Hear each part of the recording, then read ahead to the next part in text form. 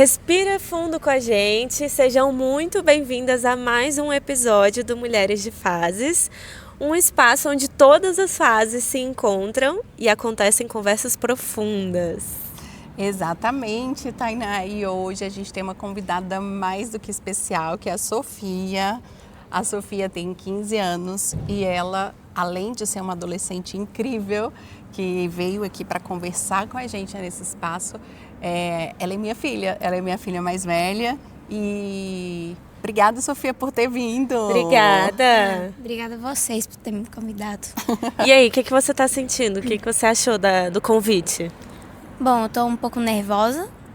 Eu nunca gravei um podcast. A gente também não. Mas acho que vai ser uma experiência bem legal. Muito bem. Ai, que bom, filha. Filha Sofia. Não, aqui hoje ela não vai ser minha filha, hoje ela vai ser a Sofia, nossa entrevistada. Isso, amei. Então, Sofia, me conta um pouquinho de você. Quantos anos você tem? 15 anos. Onde você mora? Eu moro em Burgos, na Espanha. E onde você nasceu?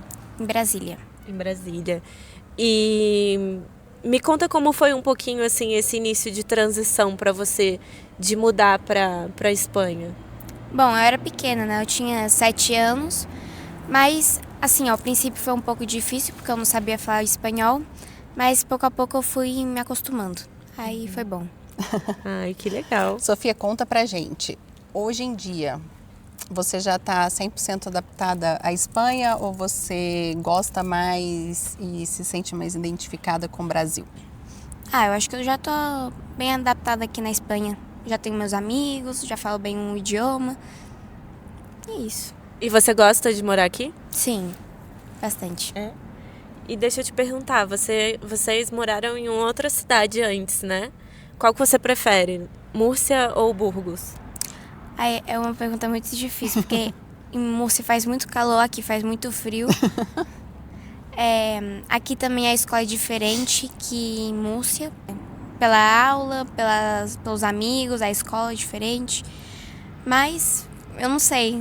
É diferente, mas não é um melhor do que o outro. É exatamente, né? É bem diferente, né? Um lugar do outro. Gostei.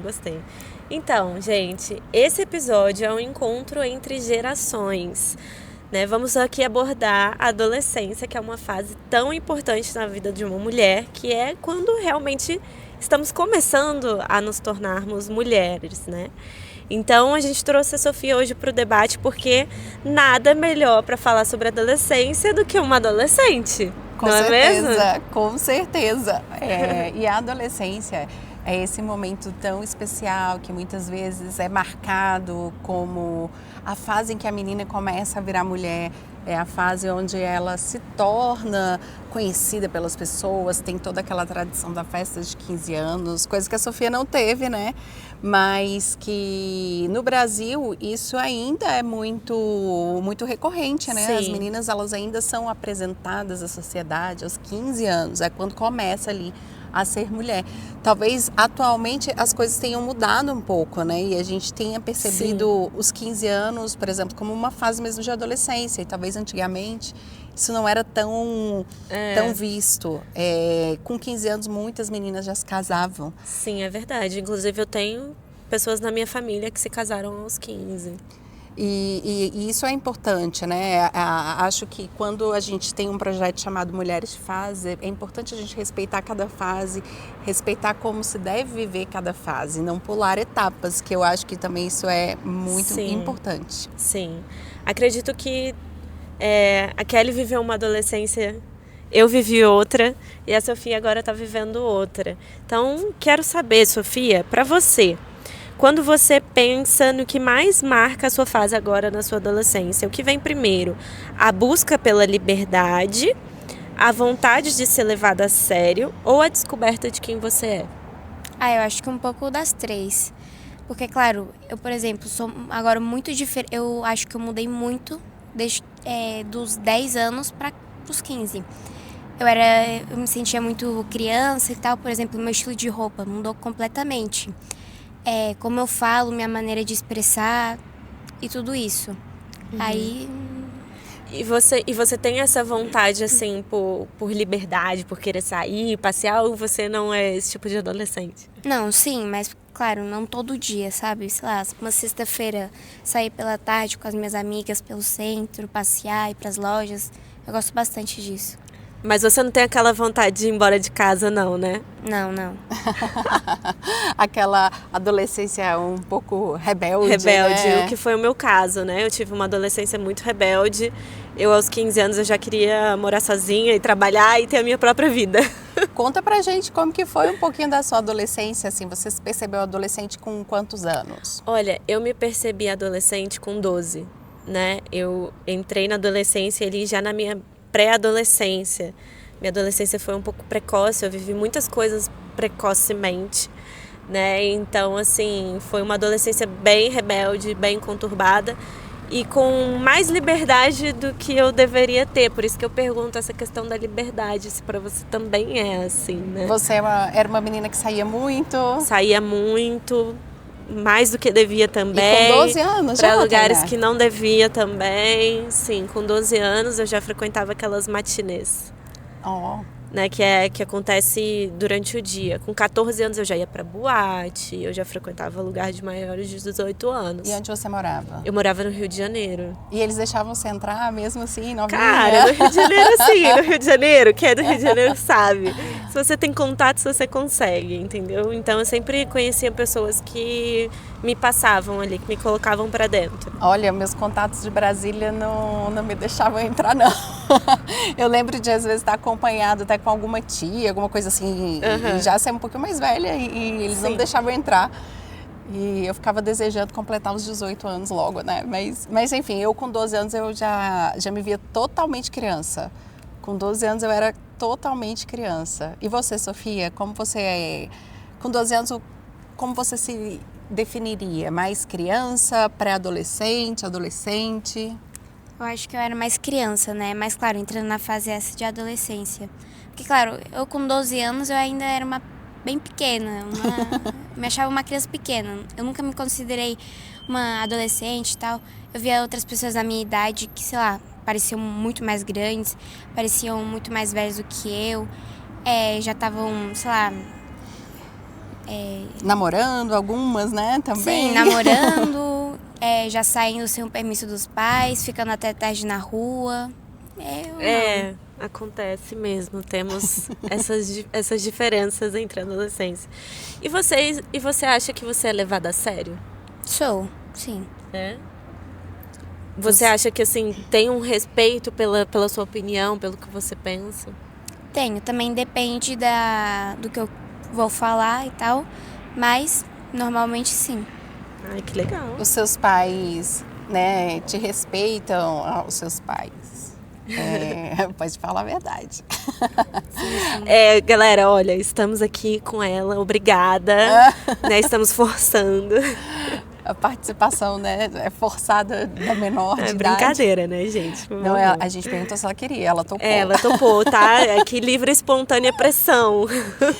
Mas isso é uma coisa que eu queria que você falasse, porque quando a gente tem uma criança, eu falo como mãe de 4 filhos, a gente quer impor muitas coisas porque a gente acredita que é melhor. Uhum. E a Sofia, ela, com o tempo, ela foi se fazendo perceber que a vontade dela também era importante e que a gente também tinha que considerar a opinião dela para as decisões. É óbvio que os pais ainda decidem, mas a gente escuta. Como você acha que isso mudou? Você percebe que mudou? Você acha que não? Que continua igual? Não, sim que mudou. Por exemplo, eu quando fui trocar de escola aqui em Burgos, eu tava passando muito mal, porque eu não queria mudar de escola. Meus pais tinham mudado pelo meu bem, mas eu não queria. Aí eu falei pra minha mãe um dia, eu quero fazer terapia. Eu quero falar com uma psicóloga dos meus problemas. Aí as primeiras sessões foi só falando da escola, que eu não queria me mudar e tal. Mas aí pouco a pouco eu percebi que a mudança foi muito boa, porque eu gostava bastante. Ai, que bom, fico feliz. Mas é interessante até falar dessa questão da mudança da escola, porque eu via que ela sofria e eu também sofri muito, porque é óbvio que você não quer seu filho sofrendo. Mas quando eu fazia uma análise, eu pensava, vai ser melhor para ela. Claro. Mas eu não quero que ela sofra, eu não quero que ela passe, né, por mais uma mudança. Então, óbvio que a opinião dela foi levada a sério, mas a decisão final foi pensada, vamos fazer o que é melhor para você. E em relação à roupa, em relação até à decoração do seu quarto, você acha que você também é respeitada? Quando você quer ir para um lugar ou não quer ir, a gente te obriga? Seus pais te obrigam? Bom, sei lá, se tem que sair para uma reunião com os amigos e tal. Assim, eu não nego, né? Afinal, eu gosto de sair também com meus pais. De roupa, eu visto o que eu gosto, meus pais também gostam do meu estilo de roupa, eu fico confortável. No meu quarto, eu não quero compartilhar, mas o meu pai quer que eu compartilhe com a minha irmã. Aí quer colocar uma beliche, isso. Eu não quero ter uma beliche no meu quarto. Mas bom. São situações da vida, uma casa com 3 quartos e 4 filhos, então... Mas até isso a gente também tem tentado, né? Respeitar, entende que ela, por ser mais velha e a irmã ter 6 anos, tem uma diferença, mas... Sim. Pouco a pouco a gente vai negociando, né? E você consegue falar sobre o que você sente com os adultos no modo geral, não só com seus pais, mas, sei lá, com seus avós, com seus professores? Você consegue falar abertamente sobre sentimento? Bom, depende da pessoa. Por exemplo, meus avós. Eu não falo muito com meus avós dos meus sentimentos e tal. Porque, claro, eles, na época deles, tinha outra forma de se expressar, não sei o quê. Agora tem outra. Por exemplo, com meus professores, sim. Na minha escola tem os tutores pessoais, que eles te assinam um professor e você pode falar do que você quiser com esse professor. Aí é muito bom. Por exemplo, a minha tutora pessoal, eu gosto muito dela. Eu tenho muita liberdade de falar com ela. Com a minha psicóloga também e com meus pais também. Ai, que bom, nossa. E tem algo que você gostaria que os adultos entendessem melhor sobre você, sobre a adolescência, num modo geral? Bom, é que, claro, também depende do adulto, né? Porque normalmente os adultos de hoje em dia falam: ai, não, que você sente é bobagem, não sei o quê. Por exemplo, tem muitas pessoas que sofrem de ansiedade, depressão. Aí falam: ah, não, isso é bobagem, isso é coisa de moda, todo mundo tem, então você também quer ter. Mas, claro, não é assim, você não decide ter depressão ou ansiedade, é uma coisa que acontece. Exatamente, e eu fico feliz que você entenda isso. Que tem essa consciência, né? Que às vezes muitos adultos não têm. Sim, é verdade. Inclusive, eu fui uma adolescente que eu não conseguia falar sobre os meus sentimentos, né, com a minha família. E foi muito difícil porque eu passei por relacionamentos abusivos na minha adolescência e eu tive muita ansiedade, tive muita depressão, passei por uma situação muito complicada realmente ali, né, entre os meus 14 até os 18 anos, passando por isso. E era sempre com aquela diminuição do sentimento, né? De que você não tem motivo para ter depressão, você não tem motivo para ter ansiedade, né? Fiz exatamente o que a Sofia falou, né? De, olha, eu preciso conversar com a psicóloga, né? Eu preciso de ajuda. Você não precisa, isso é frescura, isso não é nada, né? Então, assim, na minha época, pelo menos, né? Não é tão distante assim da Sofia, mas eu já vejo que tem essa diferença de como os adultos estão tratando a adolescência, de como os adolescentes têm esse sentido. É uma mudança ainda muito sutil, né? Mas a gente já observa. Então, assim, eu acho que é muito importante a Sofia estar trazendo pra gente esse ponto de vista dela, porque mostra já que tá tendo realmente essa troca, né? E pra você, como era isso de se sentir, assim, de conseguir falar de sentimentos, de se sentir ouvida pelos adultos? Como era isso na sua adolescência? A minha adolescência ela foi marcada também pela separação dos meus pais. Quando eu tinha 14 anos, eu vi todo o processo da separação, como isso me afetou. Mas a minha mãe, eu sentia que a minha mãe me escutava muito. Eu tive um certo afastamento do meu pai, eu não queria contato porque eu fiquei revoltada, enfim, situações da época. Hoje em dia a gente já tem uma relação muito tranquila, muito boa, mas naquela época eu sentia muito o acolhimento da minha mãe. Sempre me senti escutada, acolhida. Claro que tinha essas coisas, adolescente. De outros adultos, né? Do convívio. Mas até com ela também falava muitas vezes, né? Eu queria usar a roupa da moda, quero usar a marca tal, quero uma festa de 15 anos, quero o mundo. E não entendia muitas vezes que às vezes não era possível, ainda mais dentro de um processo de separação, né? Como foi essa minha adolescência. Mas dentro daquele momento eu senti que a minha mãe tentava ser bastante razoável, né? Tentava atender dentro do que ela considerava certo. Mas uma coisa que até eu estava lembrando outro dia. Quando eu tinha 14 anos, nós fomos para o Rio de Janeiro. E eu me achava gorda, me achava, meu Deus. Ai, mãe, eu tenho muita celulite, eu tenho que fazer drenagem linfática. Minha mãe pagou a drenagem linfática para mim e eu falo, meu Deus, como que eu consegui esse feito?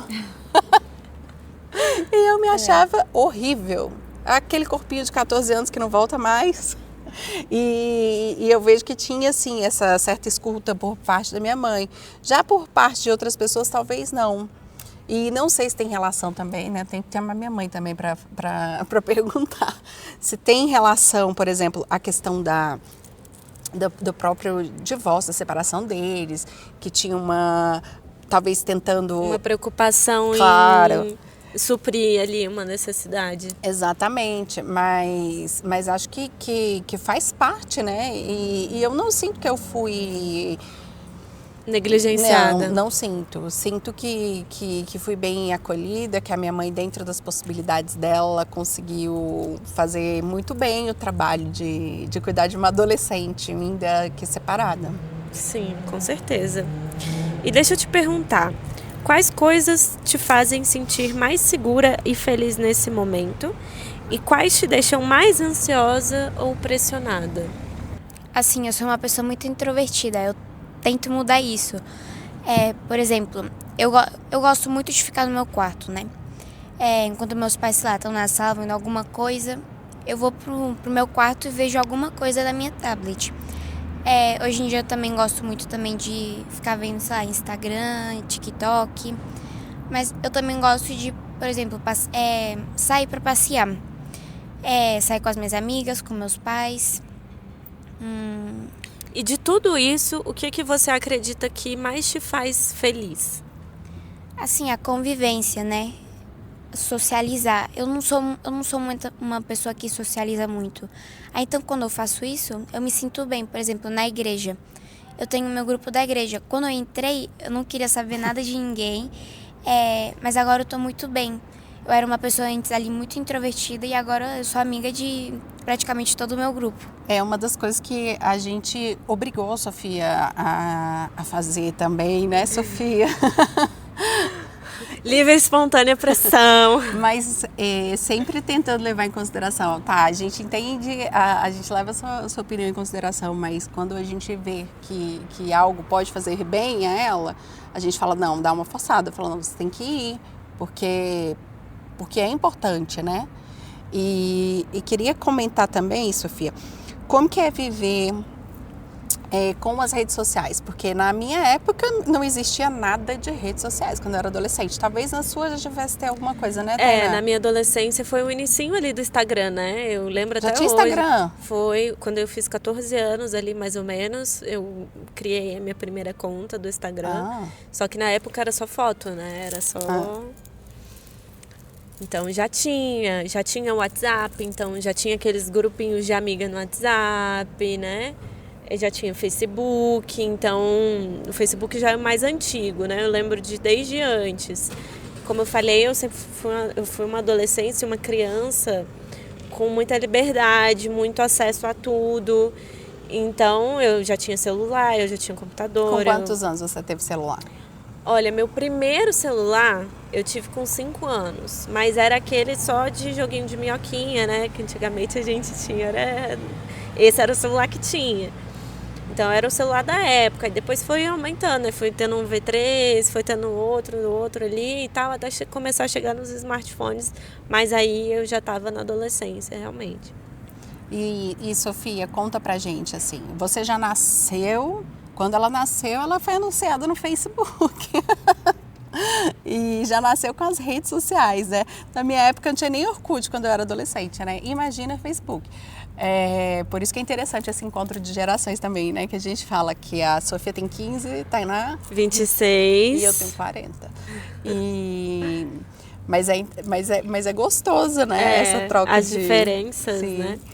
E eu queria saber, Sofia, em relação às redes sociais, como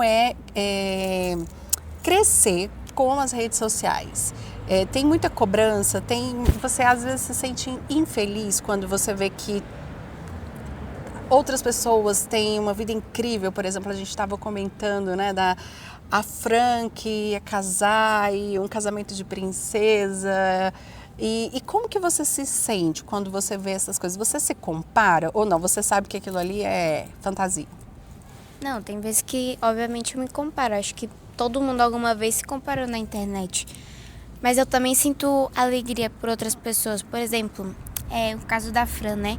Ela vai se casar, ela vai formar uma família nova, uma família com o marido dela, com o enteado, vai ter filhos. E claro, também depende do conteúdo que você vê.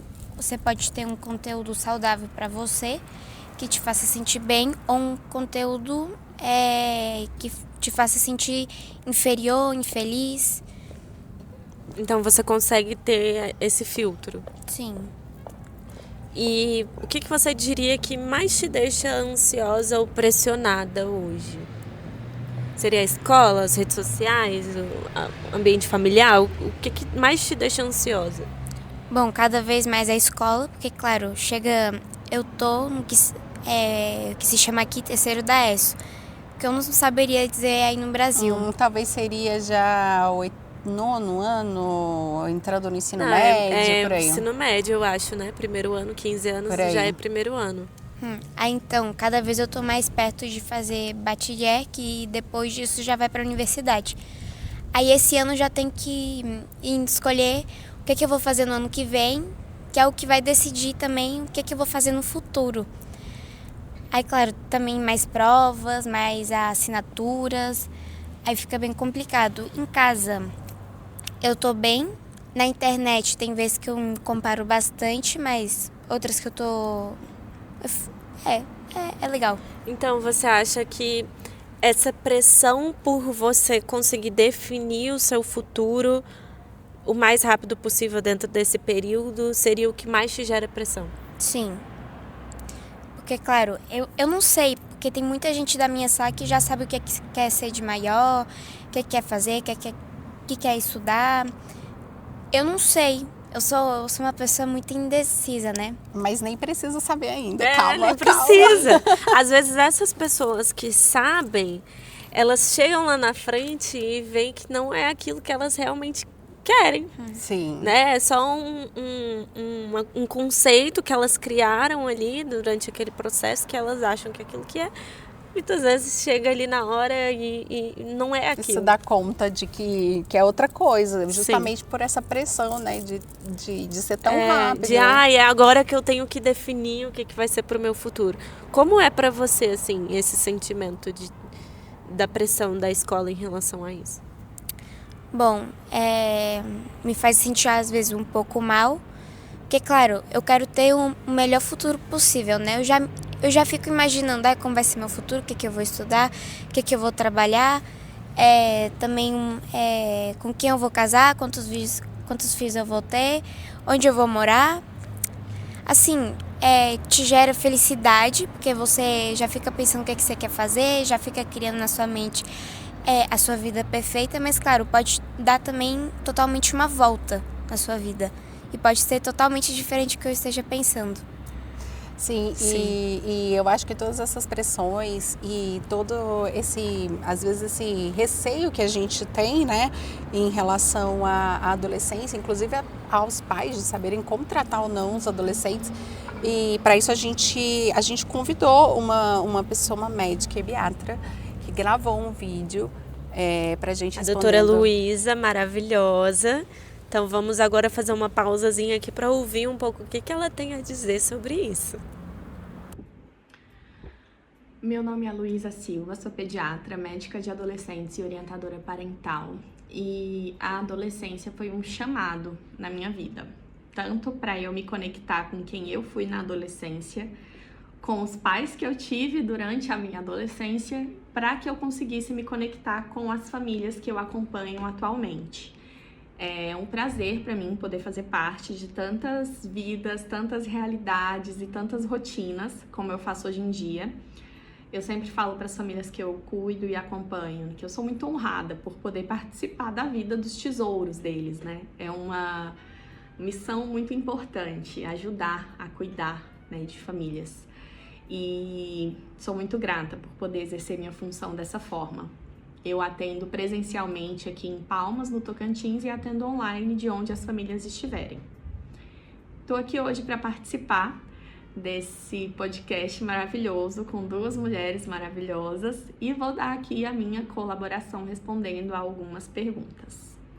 Meu arroba no Instagram é luisasilva.ebiatra, Luísa com Z, Ebiatra com H, de Hebe mesmo, de Deus, a Hebe da juventude. E fico à disposição caso tenham dúvidas, caso queiram dividir alguma reflexão comigo nesse intervalo. Essa percepção de que a adolescência é um problema a ser resolvido vem muito da nossa dificuldade em lidar com as emoções que os adolescentes despertam em nós.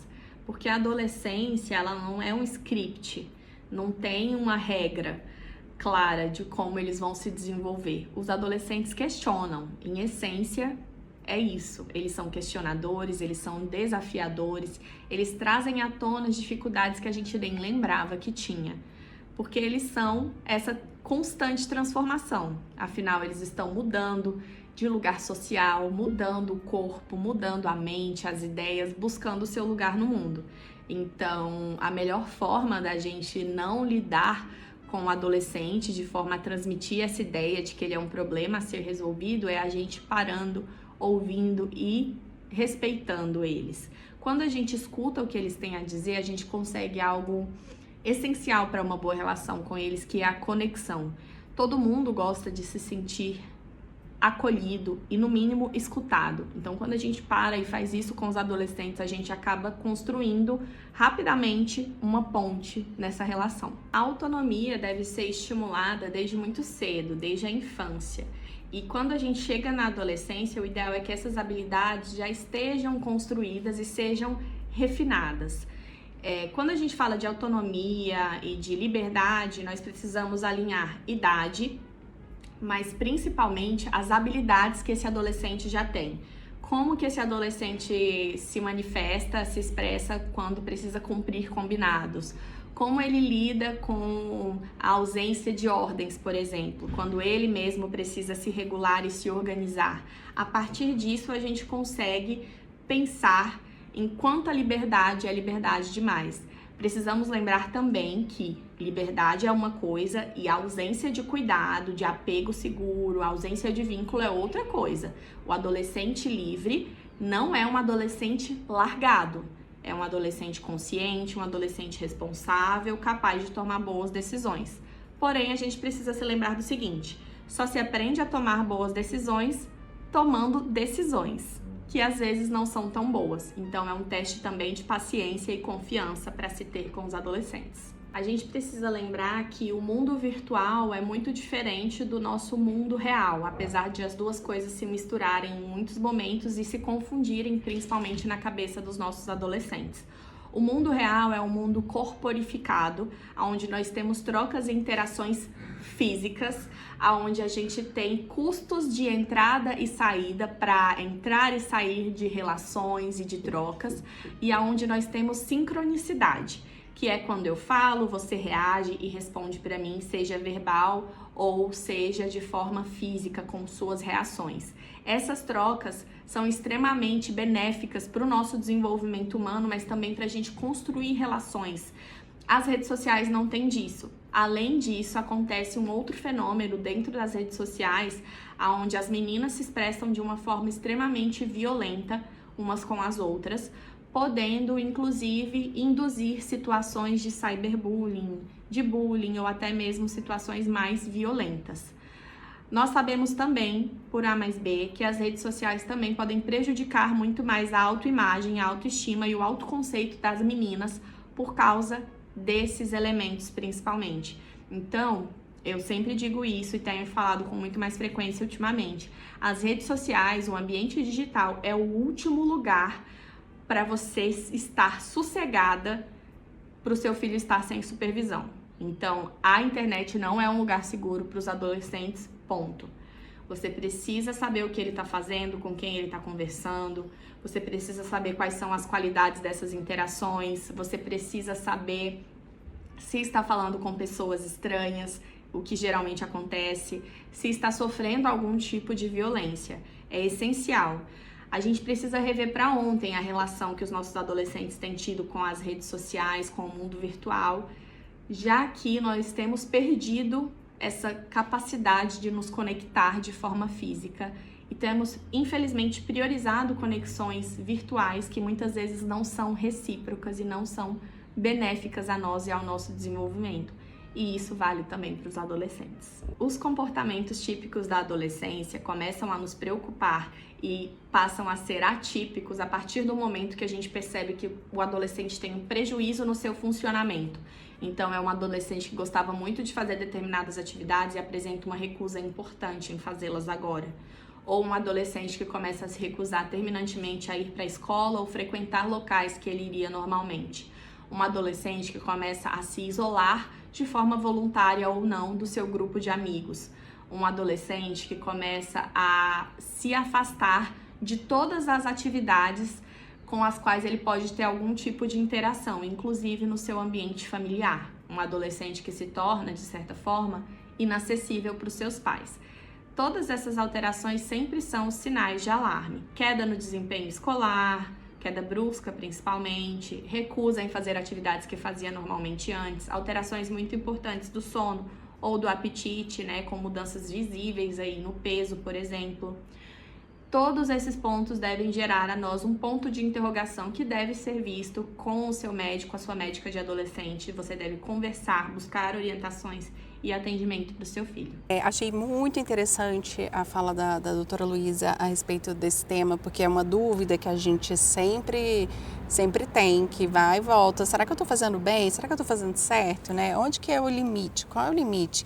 Você quer ter abertura com seu filho, mas você não pode deixar ele fazer tudo que ele quer. Ao mesmo tempo, você não pode super proteger, porque ele precisa crescer, você está criando seu filho para o mundo.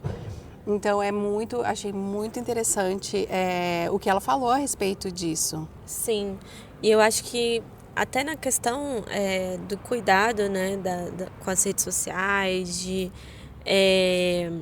ter realmente ali um direcionamento dos pais, né? A Sofia falou muito bem, ela tem isso muito claro de saber filtrar, né, o que vai ser bom para ela, o que não vai ser bom. Então eu acho que isso é um diálogo que tem sim que estar dentro da casa, né, dos pais, da família ali, de dar esse direcionamento, mas também na questão da liberdade com quem eu posso sair, até que horas eu posso ficar na rua e tudo mais, porque eu digo isso como adolescente que eu fui. Eu não queria limites e eu não tinha esses limites. Então, a cabeça do adolescente funciona diferente. Sim. A gente não pensa na consequência. A gente não pensa no que aquilo ali pode trazer para nossa vida de bom ou de ruim. A gente só quer viver aquilo ali que tá legal, que tá na moda, que Sim. os amigos estão fazendo. Então, muitas vezes também cria uma resistência entre o adolescente e o pai, porque o adolescente quer uma Sim. coisa, o pai quer outra. Então, eu acho que a melhor forma de lidar com isso é desenvolver o diálogo com esse adolescente. É você, como a gente falou ali anteriormente, né? Fazer esse adolescente se sentir confortável em conversar, em se abrir, em falar sobre sentimentos, em contar os problemas, o que está acontecendo, né, para esses pais conseguirem dar um direcionamento ali. Claro, e isso é muito interessante, porque às vezes eu falo para Sofia alguma coisa, Sofia, por favor, não, aquelas recomendações, né, Sofia? A gente fala, vai sair, não faz tal coisa, cuidado. Ai, mãe, mas eu já sei, não vou fazer nada disso. E eu falo para ela, filha, eu sei que você não vai fazer isso, mas eu já fui adolescente e eu sei como é a pressão de outras pessoas. Às vezes você tá ali no meio e tá todo mundo fazendo e você é a única que não quer fazer e você se sente pressionada. E eu falo para ela, é por isso que eu sempre falo, é por isso que eu sempre te recordo, porque eu já fui adolescente, eu já estive nesse papel. E aí eu acho que vem muito essa questão do diálogo, da gente falar e de ter a liberdade também de, se acontecer alguma coisa, conta pra mim. Poder contar, sim, fala comigo, claro. eu não tô aqui pra te julgar, pra brigar com você, eu tô pra te orientar, eu quero que você cresça feliz, que você seja uma adolescente feliz e que você seja uma adulta feliz e funcional, claro. Exato, porque assim, como eu não conseguia ter um diálogo saudável dentro da minha casa, sempre quando, né, vinha com alguma questão, gerava uma briga, gerava uma discussão, então eu escondia tudo, né? Eu acho que até hoje, assim, meus pais não fazem ideia de tudo que eu vivi na minha adolescência, porque eu escondi muita coisa, eu menti muito, né? E justamente porque eu não tinha esse sentimento de que, ok, eu vou ser ouvida, o que eu vou estar falando aqui vai ser levado em consideração e vai vir um direcionamento. Não, sempre vinha com uma briga. Então, eu acho que é muito importante a gente trazer esse lado para os adolescentes, de que é importante, sim, comunicar, de que é importante falar, de se expressar. E para os pais, né, de que é importante ouvir, acima de tudo, ouvir. Porque eu acho que o pai e a mãe ficam muito naquela necessidade de querer falar também e não acaba ouvindo, né? Não dá esse lugar de escuta. Porque alguns pais ainda são autoritários. E assim, eu acho que eu principalmente vim de uma educação que era mais considerada certa e ideal, né? Aquela educação autoritária, onde o pai manda e o filho obedece. Ainda tive uma infância em que eu apanhei dos pais, não uma coisa horrorosa, mas assim, eu apanhei, coisa que essas crianças nem sabem o que é. Outro dia eu brinquei com a pequena, com a Alicia. Alicia, se eu falar pra você assim, vou pegar o cinto, o que você pensa? Aí ela, sei lá. Você vai pegar o cinto, sua calça tá caindo. Calça tá caindo. Nossa, você falou isso, me lembrou da trend que tá rolando agora nas redes sociais, do pessoal que coloca pra repetir frases que a gente ouviu, né? Que a gente escutou durante a nossa vida ali na infância, pra ver se as crianças completam a frase, né? E aí as crianças falam outra coisa completamente diferente, que são muito mais amorosas, que não são tão... Sofia nunca apanhou. Sofia não sabe o que é. Vou pegar o cinto.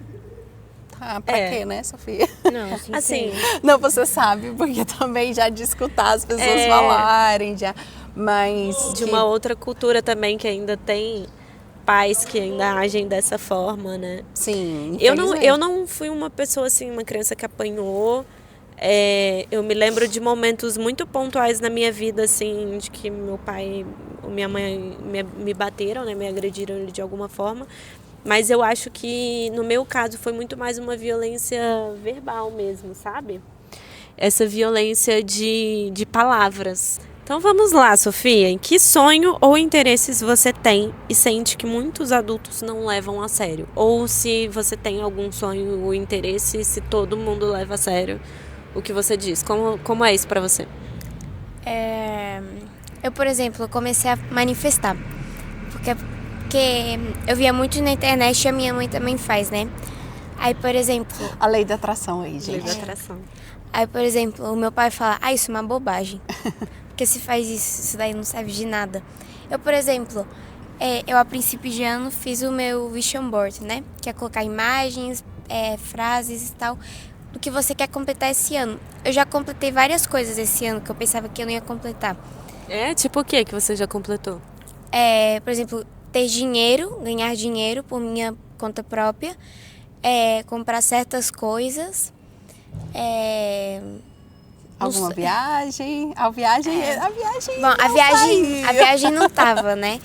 Mas eu viajei para outro lugar. Eu viajei para Portugal. Eu queria ir para Itália, mas eu viajei para Portugal. Aí eu acho isso bem legal. Aí, por exemplo, o meu pai, ele fala que é uma bobagem. E porque a gente faz isso?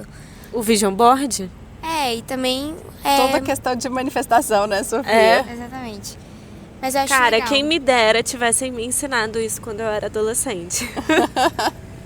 Eu acho que assim, a minha adolescência foi só o caos, assim, né? Eu gostaria muito que eu tivesse acessado esse conhecimento lá atrás, né? E eu acho que você já tá muito à frente por ter esse pensamento, por ter essa referência dentro de casa e por principalmente virar para o seu pai e falar assim: pai, não tô nem aí que você acha uma bobeira, eu vou fazer assim mesmo. Achei muito legal. E você falou que você começou a trabalhar, né, fazer seu próprio dinheiro. Com o que você fez esse dinheiro? Como que foi? Me conta. Assim, eu fico de babá os sábados pela noite na minha igreja. Eu também já vendi cookies também na igreja, que eu fazia, que eu fiz a receita. Eu também comecei a vender coisas em aplicativos, por exemplo, de roupas. No Vintage, No né? Vintage. Veio a empreendedora. Uhum. Tô sentindo. Não, e ela é super organizada com o dinheiro dela, com as coisas dela. Virginiana, né, gente? Tinha que ser. Ela é virginiana. E ela faz os planos, metas, e isso, o Vision Board, e o pai dela sempre... Não, e você não contou uma coisa importante do Vision Board. Que você tinha colocado no do ano passado um carro. Não, desse ano. Ah, foi desse ano? Sim. E o carro que você colocou foi o carro que eu comprei. E aí quando eu falei assim, Sofia, mas esse foi o carro que eu comprei. Ela, sério? Sério? Tá vendo? E isso eu fico feliz, porque não fui eu que falei para ela fazer o Vision Board. Mas quando eu vi, eu falei, que legal. E quais você diria assim que ainda são os seus sonhos? Formar uma família, fazer faculdade, eu quero ir para a universidade, fazer alguma carreira, eu não sei a que eu quero fazer, e ter um trabalho estável. Assim, eu não sei realmente o que eu quero fazer. E se você pudesse dar um conselho aos adultos sobre como apoiar melhor os adolescentes, qual seria? Escutar eles mais, tomar mais eles a sério, né? Porque, claro, eles falam que qualquer coisa que eles sentem ou fazem é muita bobagem, ou qualquer coisa que eles fazem que tá mal, eles exageram. Assim, pode que esteja realmente muito mal, mas eles podem exagerar muito mais, os adultos. E, claro, a adolescência é uma fase, você tá descobrindo quem você é, você não vai ficar assim pra sempre. Bom, alguns sim. E ainda tem a questão do hormônio ali, da puberdade, que eu acho muito importante a gente trazer isso, porque é algo assim que muitas vezes a gente não controla realmente, Claro. né? Então, assim... O próprio ritmo, né? ritmo, do corpo, de ter mais sono, de querer dormir Sim. tarde, de querer acordar tarde. do corpo tá mudando, né? Exato. Ali de estar realmente ganhando aquele Tem corpo de mulher, inseguranças também. inseguranças. Gera muita insegurança. Claro. E bem ou mal também, como comentou a doutora, né? A questão também das próprias redes sociais, né? Também é mais um tema que as redes sociais também pode gerar algum tipo de insegurança relacionada ao próprio corpo, a como você se percebe. Sim. E tantos procedimentos estéticos. E claro que isso é muito potencializado pelas Claro. redes sociais, porque tem mais acesso a essa informação. Sim. E tudo isso tem que... Eu acho que afeta mais ao adolescente, que se afeta até a gente, Sim. né? Imagina o Total. adolescente. Não, eu na minha adolescência, eu queria me vestir como todo mundo estava se vestindo. Eu não sei como que é pra você, Sofia. Mas aí entra o ponto, né? Porque na minha época ali, a moda era aquela saia de tubinho coladinha, não sei o quê, né? Eram roupas muito mais vulgares. Hoje, eu não gosto de me vestir assim. Hoje eu me sinto incomodada se eu tô muito vulgar. Mas na época era o que era popular, né? Era o que todo mundo estava fazendo, então eu fazia também. Eu acho até que talvez essa questão No Brasil, talvez eu acho que ela ainda é mais forte do que aqui. Também a questão acho. da adultização. É, que foi tão falada, né, nesses últimos Felca, meses. Né? Sim, se falou tanto sobre esse tema. E isso é uma coisa que eu percebo que ela é muito mais forte no Brasil do que aqui. E eu acho, olha, eu agradeço, porque vejo que aqui acaba que as meninas são mais meninas por mais tempo. É óbvio que isso não é regra, gente, isso vão ter exceções, mas de uma maneira geral, eu vejo que esse fenômeno, ele é muito mais forte no Brasil. Sim. A gente teve no Brasil ano passado e assim, eu vi algumas amigas, pessoas da idade da Sofia, e pareceu muito mais mulheres, muito mais adultas, com cílios postiços, com unha. Ela começou a fazer mais unha agora, né? Esse ano, agora com 15 anos, com 14. Gente, eu com 8 anos eu já fazia unha.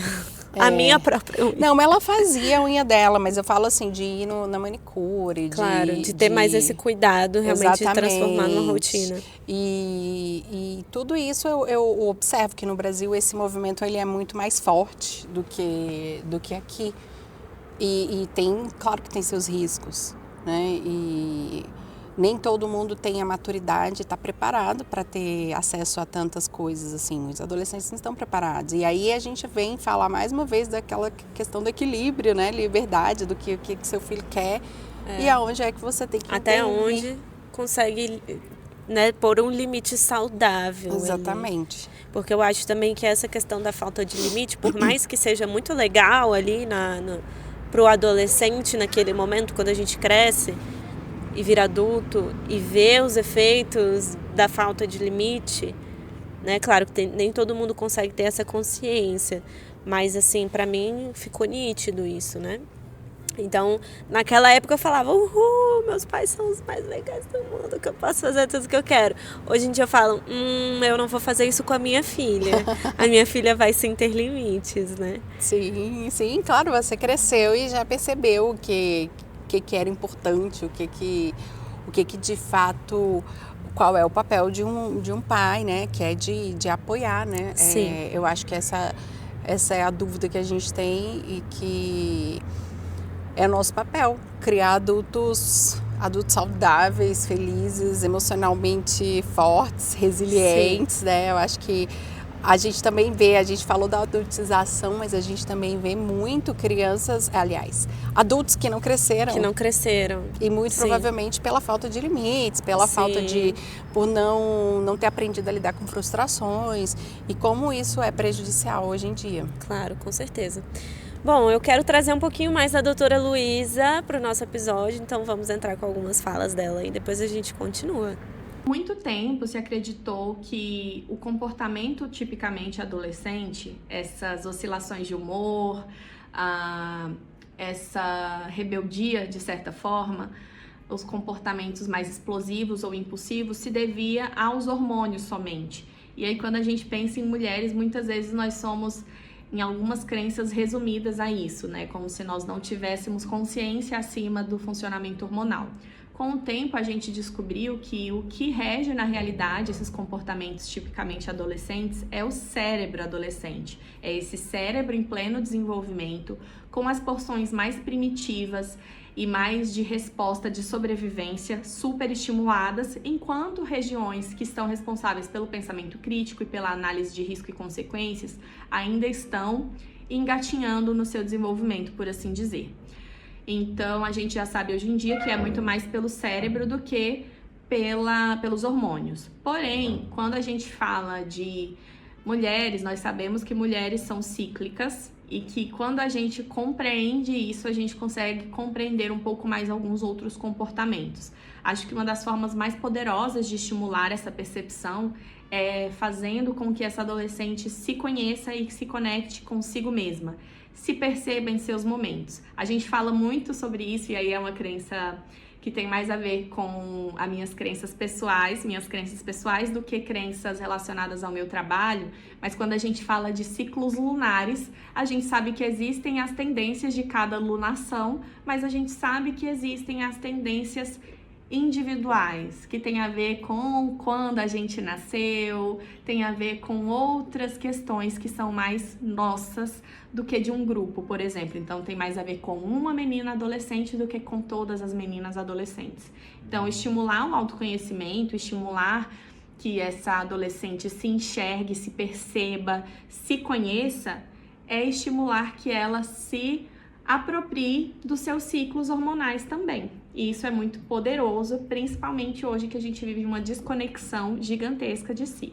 Bom, então vimos a importância de desenvolver realmente um autoconhecimento desde a adolescência, né? De ter esse movimento realmente de tanto o adolescente olhar para si, como os pais também olharem para esse adolescente e entender o que ele realmente precisa, né? Questão de autoconhecimento e autocuidado, como é isso para você? Bem, por exemplo, eu faço meu skincare, eu gosto de me maquiar. Realmente eu não me maquio tanto, né? É o básico.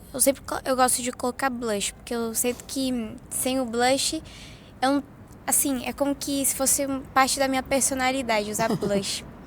Porque eu me sinto muito pálida. Que mais? Eu também gosto de fazer coisas que eu gosto. Por exemplo, eu adoro escutar música tomando banho. Fazer também meu tratamento no cabelo, escolher minha roupa, me sentir limpa. Fazer exercício também, né? Você tem uma rotina de exercício. Eu faço rotinas de exercício. Uhum. E sobre o autocuidado, assim, o autoconhecimento, tem algo que você já começou a aprender sobre? A lidar um pouco com as minhas emoções. Claro, eu tô agora com uma psicóloga e ela me ajuda muito. Ela me fala, se você se sente mal, faz tal coisa, uma coisa que você gosta para se distrair, seja com pessoas que te façam bem para sua saúde, pessoas que, por exemplo, fizeram alguma coisa errada com você ou te fizeram se sentir mal. Se afasta um pouco, ainda que você não goste, ainda que você se sinta mal, o caminho bom como fala, não sei. É mais difícil às vezes no início. E você acredita que essa questão de você fazer terapia, você ter acompanhamento com a psicóloga, você aprendeu a lidar mais com você, com seus sentimentos, você se conheceu mais? Porque eu vejo que muitos adolescentes às vezes não têm uma identidade, né? Nessa questão do autoconhecimento, não sabem quem elas são, o que elas querem, né? Claro que é uma fase de descoberta, então sim, muito difícil. Os adultos sabem. É muito difícil ter esse autoconhecimento, mas você acha que o fato de você fazer a terapia, você ter esse acompanhamento, te ajudou a entender melhor quem você é, o que você quer? Sim, com certeza. Assim, eu vejo muitas pessoas da minha idade que elas fazem coisas que já são para adultas, né? Aí eu penso, por que elas fazem isso? Porque elas não sabem como lidar com os sentimentos. Por exemplo, eu tenho amigos, né, que me falam como elas se sentem. E claro, eles não vão falar com alguma pessoa. Eles só atuam de uma maneira que não... Sem perceber que estão agindo daquela forma. E você acha que você já consegue ter essa consciência de fazer uma autoanálise? Por exemplo, eu agi assim, ou eu fiz tal coisa que eu talvez não deveria, ou deveria fazer de outra forma. Você consegue ter essa autoconsciência? Sim, consigo. Gente, Sofia é uma adolescente maravilhosa. Parabéns, mamãe Kelly. Parabéns, pai Reinaldo, porque eu não tinha consciência nenhuma. Entendeu? Eu não tava nem aí mesmo. Eu falava, gente, não, eu tô sempre certa. E é isso aí, galera. Eu acho a Sofia bem madura, né? Assim, emocionalmente falando, né? Desde já há bastante tempo. É uma menina que sempre escuta, que sempre foi muito compreensiva, mas que também tem aprendido, e eu acho que a terapia ajudou muito também a Sofia a fazer valer a voz dela também, né? Porque era aquela história assim de uma menina sempre muito boa, que sempre queria agradar todo mundo. Claro, e a terapia ela ajudou a falar assim, não, Sofia, peraí, você é uma menina ótima, menina boa, mas isso pode estar te fazendo sofrer. Então você pode ser boa, mas você tem que saber... Você também pode errar. Claro, e não só isso, você pode errar e você tem que falar o que é que você quer, o que é que você está sentindo. E isso eu percebo que já são 2 anos de terapia, pouco mais de 2 anos, e como ajudou e como vejo que ela tem crescido mais ainda e tem se tornado ainda mais fantástica. Com certeza. E eu acho que é muito importante a gente falar, né, do quanto é necessário a terapia, do quanto essa profissão, né, psicologia é necessária para essa fase da adolescência, e também a função, né, da pediatra, porque antes de conhecer a Luísa eu nem sabia que existia uma médica pediatra de adolescentes. Sim. Né? E que ela faz todo um acompanhamento ali 360 de todas as necessidades físicas, emocionais, psicológicas desse adolescente. Então eu acho que é uma profissional extremamente necessária, que mais pais deveriam buscar, entender e adquirir conhecimento e procurar ter esse acompanhamento também com o seu adolescente, né? Não, sem dúvida. É de extrema importância. Tem muita gente que não conhece também, você não é a única. Mas esse acompanhamento ele é importante e o adolescente ele não pode ser visto apenas como adolescente, aborrecência, como na minha época falava muito, né, aborrecência. Sim. E não tem que ser tratado dessa forma. Aquela questão que é sempre maluco, né? Sim. É sempre... E claro que tem as fases, né? E nós, como mulheres de fases, entendemos muito bem. E por isso a gente quis fazer esse episódio com essa referência como uma das primeiras fases de mulher, que é a adolescência.